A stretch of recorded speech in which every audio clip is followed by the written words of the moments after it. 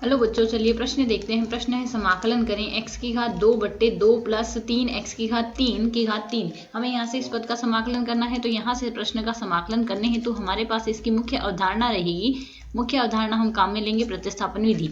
तो प्रश्न को हम प्रतिस्थापन विधि द्वारा हल करेंगे। प्रतिस्थापन विधि से हल करेंगे।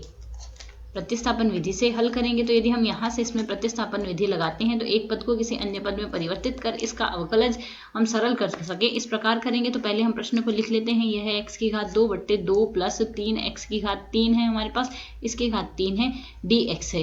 तो यदि हम इसे यहाँ से सरल करें तो हमें यहाँ से मानना होगा प्रश्न को किसी अन्य रूप में। तो हम यहाँ से मान लेते हैं, माना 2 + 3x की घात 3 बराबर है t के।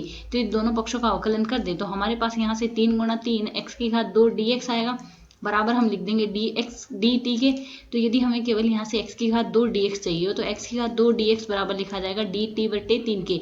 यह मान हम पुनः प्रतिस्थापित करेंगे तो x की घात 2 dx के स्थान पर dt/3 लिखेंगे। तो यहाँ से हम लिख देंगे समाकलन dt/3 आ गया, और यहाँ से बाकी जो बचा हुआ पद है वह t में चला गया तो t की घात 3 आ गई। इसे यदि हम सरल करें यहाँ लिखा जा सकता है 1/3 समाकलन t की घात -3 dt। तो हमारे पास यहाँ से सूत्र होता है x की घात n का यदि x के सापेक्ष समाकलन किया जाए, यह मान आता है x की घात n प्लस 1 बट्टे में राशि आती है n प्लस 1 प्लस समाकलन स्थिरांक आता है c।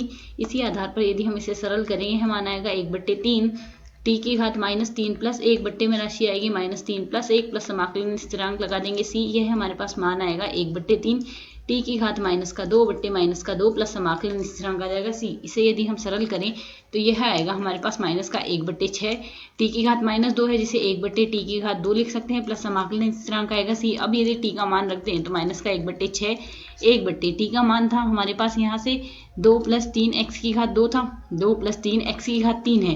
तो यह हम लिखेंगे यहाँ से 2 + 3x की घात 3 प्लस की घात हमारे पास यहाँ से 2 है, प्लस समाकलन स्थिरांक आ जाएगा c। यह आ जाएगा हमें यहाँ से दिए गए प्रश्न का x के सापेक्ष समाकलन। आशा है समझ आया। धन्यवाद।